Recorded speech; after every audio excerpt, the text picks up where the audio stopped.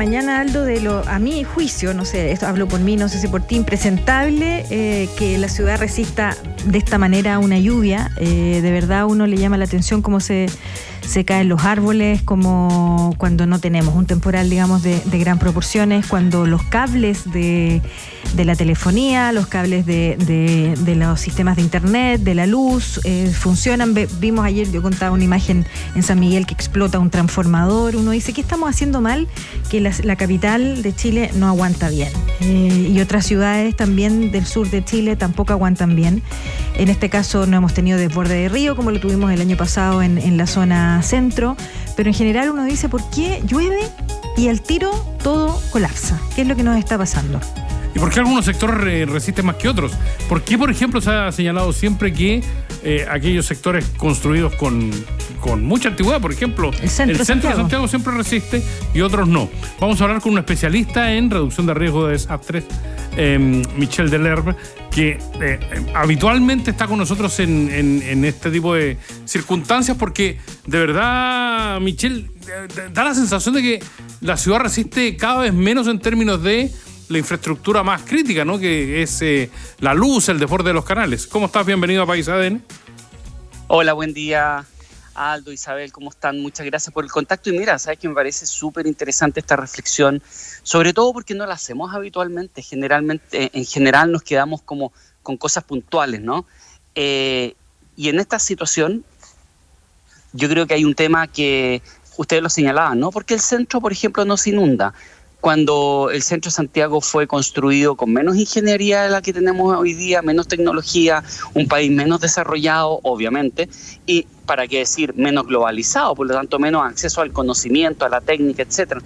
Probablemente tiene que ver con que simplemente tenemos una visión de Estado que es bastante precaria en ese sentido, porque preferimos a veces reaccionar, establecer un sistema en el cual es más fácil culpar a una u otra empresa, institución, que asumir esta área como un área de la seguridad pública. Y por lo tanto terminamos funcionando sobre el daño. De hecho, en Chile se habla mucho, ¿cierto?, de reducir los desastres.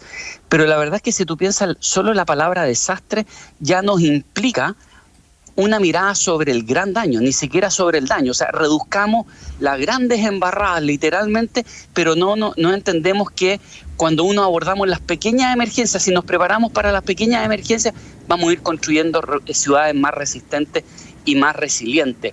Y ahí tenemos muchísimas cosas, porque en esta mirada fragmentada nos falta mirar entonces la ciudad en su conjunto. Claro, porque ahí uno piensa, Michel, que desde tu expertise, ¿no? ¿Te llama la atención que con estas lluvias de esta semana, la de la semana pasada, por ejemplo, se corte la luz al nivel de que no se puede reponer después hasta en una semana en algunas casas? Quiero poner dos ejemplos sumamente sencillos y que a veces no los pensamos en materia, que implica, entre otras cosas, lo que tú señalas y la planificación de la ciudad. ¿Tú te has fijado que los árboles nosotros los plantamos? A ver, no sé si los plantamos nosotros debajo del tendido eléctrico o el tendido eléctrico lo instalamos por sobre los árboles. Pero hay algo que es bastante lógico, ¿no? El árbol va a crecer y por lo tanto el árbol va a crecer, y si el árbol está debajo del tendido eléctrico va a crecer y va a topar con el tendido eléctrico, y después vamos a empezar a hacer este tipo de poda que en realidad lo que termina siendo es un despeje muy muy simple alrededor, y por lo tanto cuando venga viento, cuando venga lluvia, la verdad es que va a ocurrir lo que todos sabemos que ocurre. Entonces hay un tema de planificación, pero esa planificación está también con un tema de gestión. Por lo tanto, por otra parte, tenemos también un tema de planificación. En Santiago estamos llenos, y en Chile llenos de diagnósticos, eso típico en seguridad pública, pero ¿cómo lo llevamos al territorio? ¿Cómo lo llevamos a la acción?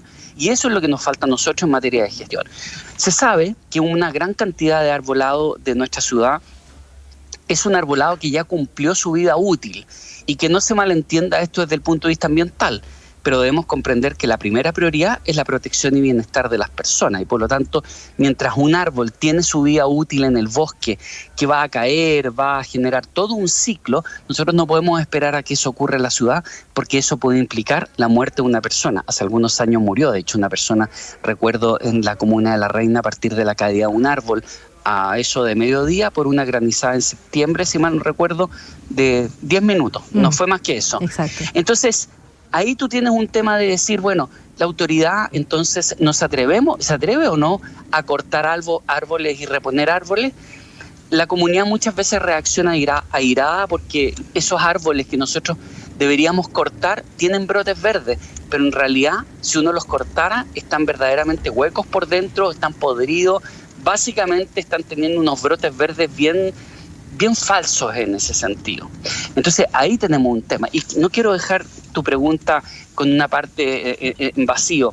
Tiene que ver también con cómo el Estado establece estándares y normas necesarias para la reposición de los servicios. Eso en gestión de emergencia se denomina la continuidad del servicio y la continuidad operacional.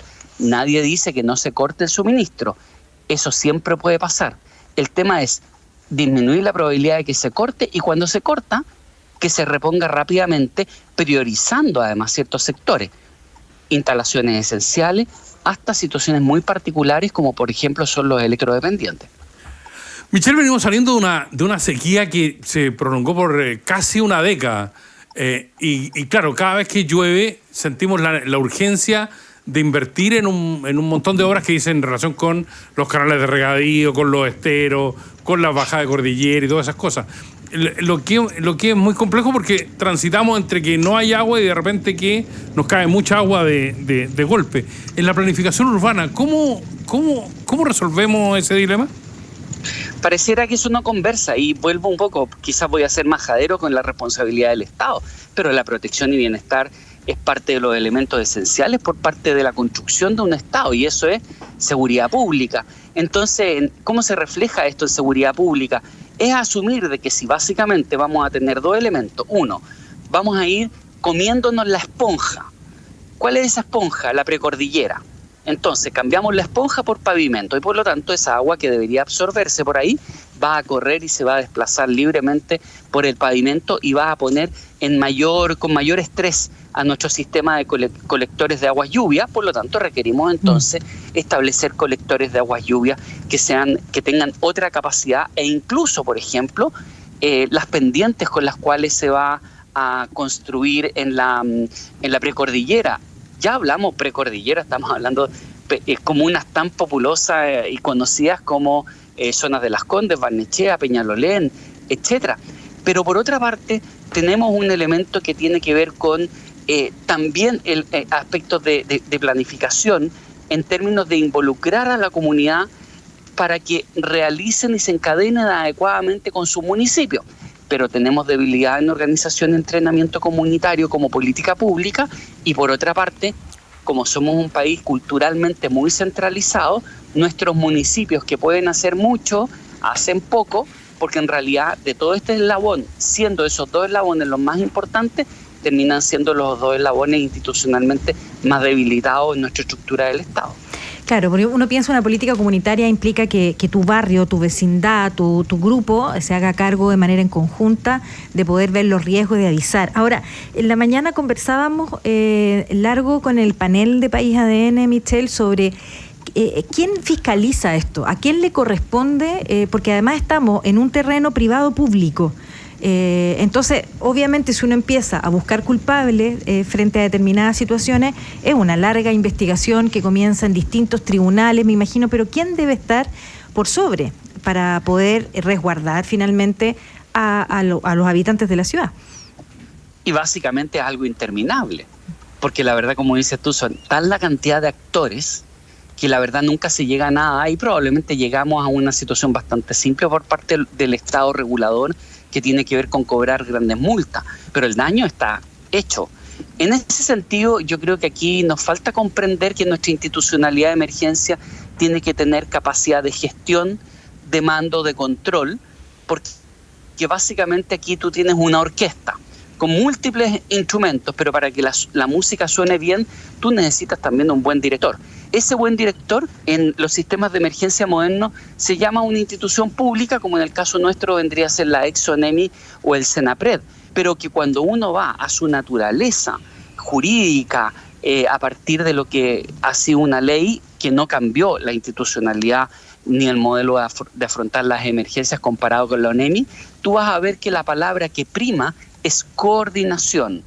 Y la verdad es que tú sabes muy bien, el director de orquesta, si solamente coordina, la verdad es que al poco andar nadie le va a hacer caso o muchos no le van a hacer caso. El director de orquesta tiene que tener la capacidad de mandar y es un director. En este sentido, lo que uno requiere es una institucionalidad de emergencia que no esté en un segundo plano, que cuando se sienta en estos comités, estructura ya que es compleja, porque tú comprenderás que un comité... Yo no conozco ninguna organización que se administre o se gestione a partir de los comités. Siempre son estructuras jerarquizadas, funcionales, con claras líneas de autoridad. Pero en nuestro sistema armamos unos comités donde se dispersa la responsabilidad y digamos que en una materia de imagen, nuestra institucionalidad de emergencia se sienta como detrás de la autoridad política, no se sienta con mando y como una suerte de gerencia general al momento de administrar y gestionar la emergencia. No estoy sacando de esto al nivel político, porque obviamente para que esa gestión o gerencia general se lleve a cabo, tú requieres el respaldo y el piso político para ejercer. Michel, pero aquí de alguna manera nos estás diciendo que Senapred tendría que estar, ya que hoy día además tiene en el nombre la prevención, debiera estar alertando y estar unificando, debiera ser el organismo que prevé lo que está pasando y que vaya haciendo los llamados de atención sobre estas temáticas, ¿no? Sobre esta urgencia. Y ahí podemos tomarlo desde dos puntos de vista, desde la experiencia internacional, cosa que poco se escucha en Chile, porque básicamente pareciera que es una zona de confort el cerrar los ojos y los oídos a lo que ocurre en el mundo, porque lo que estamos hablando, debo decirte, que son materias técnicas resueltas hace más de un siglo en el mundo, por lo tanto estamos bastante atrasados. Yo eso quería preguntarte, Michel, cuando tú hablas de que me pareció muy interesante el concepto de política comunitaria, que no es la que tenemos, ¿qué país debiéramos mirar que hace bien las cosas unificando el sistema político, el sistema privado, pero también a la gente, a la ciudadanía? Si yo te diría que, si yo te dijera Japón, alguien me diría, bueno, pero es que somos culturas diferentes. Entonces vámonos a Japón, vámonos a Canadá, vámonos a Estados Unidos, Reino Unido, o sea, te empiezo a nombrar muchísimos países desarrollados donde básicamente más allá del tipo de gobierno, lo que han terminado estableciendo es que un eje central es la organización y entrenamiento comunitario. Debo señalarte, para ir ya al caso más objetivo en Chile hoy día el Senapred para organización y entrenamiento comunitario tiene un poco más de 80 millones de pesos para todo el país y para todo el año. Esas son las migajas del presupuesto del Estado. Yo estuve en un terremoto en Japón y los japoneses no estaban bien preparados. Debo decirte, Isabel Tolosa, no hay que mirar siempre a Japón. No, si yo no digo pero depende de la tragedia. Depende del acontecimiento, porque un terremoto, efectivamente, te van a pasar cosas que tú no puedes prevenir. Hay cosas que sí, otras que no. Pero una lluvia como la que estamos teniendo, uno dice, no es una situación de emergencia. Es que esa es la diferencia. Un terremoto, un maremoto, además dependiendo del nivel de terremoto, por ejemplo, lo que hubo en Fukushima, en Japón. Pero si nos vamos mucho al barrio, nos vamos a la cultura instalada, por ejemplo, tú te vas a dar cuenta que me tocó estudiar ya bastante tiempo atrás, pero fue en la década de los 90, después del gran terremoto de Kobe en Japón. Y por ejemplo, habían instalado que zonas de evacuación eran los parques en Kobe, donde básicamente se organizaba la comunidad, se le entregaba suministros básicos y ellos eran capaces de sostenerse durante 72 horas. Eso es lo que habitualmente no se ve, porque tú tienes mucha gente que tiene una capacidad de autonomía, pero eso alivia mucho al sistema de emergencia. Uno aquí funciona y administra daño ante estas situaciones, pero cuando nos vamos, por ejemplo, al tema meteorológico, voy a poner un ejemplo. En Estados Unidos habitualmente se actúa sobre la base del pronóstico meteorológico. Si tú tienes un huracán que va a llegar el sábado, el día lunes, tú ya tienes un decreto de emergencia que es equivalente a nuestra zona de catástrofe, porque básicamente tienes que desplegar logística, tienes que desplegar plata, y todo eso se empieza a desplegar antes, sobre la base de un pronóstico meteorológico. Nosotros, fíjate que nosotros teníamos este pronóstico que seguimos viviéndolo en este momento, porque en Santiago está lloviendo de manera bastante intensa, y la verdad es que nuestro sistema de emergencia se queda en una alerta amarilla.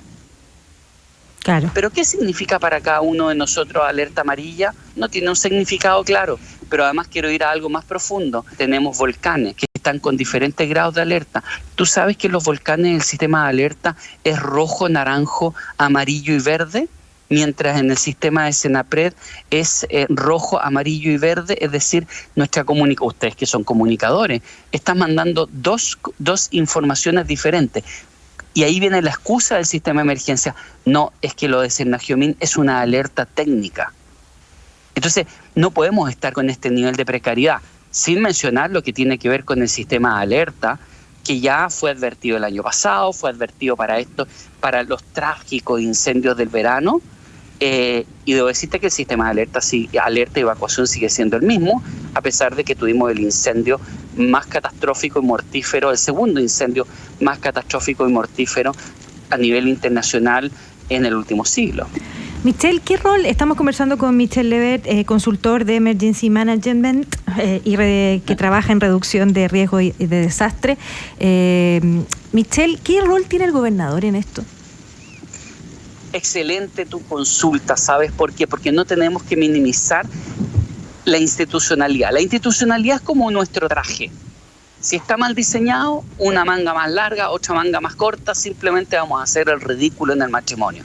Bueno, el gobernador, yo te diría que me tocó en el 2018, se estaba discutiendo ya esa institucionalidad. En el Congreso me tocó personalmente señalar que aquí había que incorporar al gobernador con un rol y una función clara, más allá que a mí no me gusta esto de los comités, porque genera confusión en la línea de autoridad, pero debía ser un rol y un actor importante. Pero lamentablemente, ¿sabías tú que el gobernador en estos comités en materia de emergencia no tiene mayor peso que un seremi?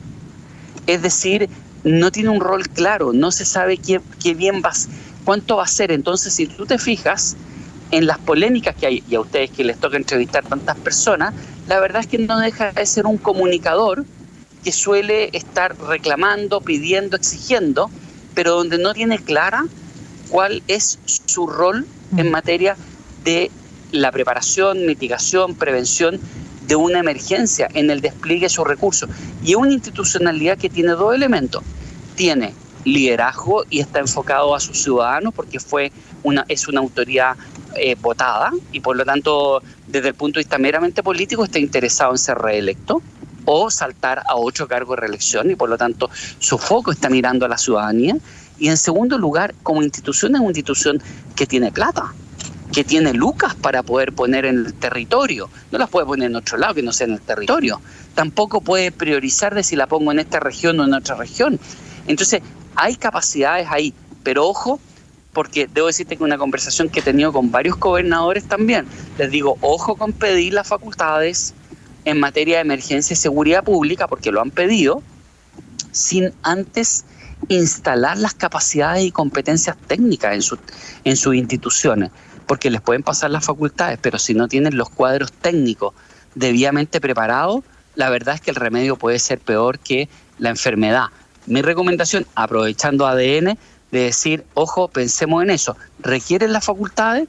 ¿Requieren las capacidades? Sí, lo antes posible también. Gobernadores, gobernadoras, entonces mientras ese espacio llega, porque va a ser inevitable que llegue, la verdad es que preocúpense de establecer sus cuadros técnicos para empezar a trabajar desde ya, para que cuando llegue la facultad, ese equipo ya haya ido al gimnasio varios meses y varios años y estén listos para salir a correr en una instancia que se requiere, porque básicamente estamos hablando de protección y bienestar de las comunidades.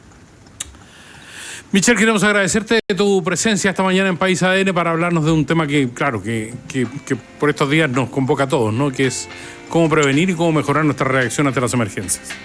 Sí, no, muchas gracias a usted. Y sabes que un detalle que se está discutiendo en esta semana en el Congreso Nacional, que te demuestra que el Estado no sabe dónde poner a nuestra institución de emergencia. La institución de emergencia está terminando siendo y permaneciendo en el Ministerio del Interior y no está siendo integrada al Ministerio de Seguridad Pública, lo cual creo que es un error, pero que demuestra también la precariedad técnica y la falta de visión técnica en nuestro Estado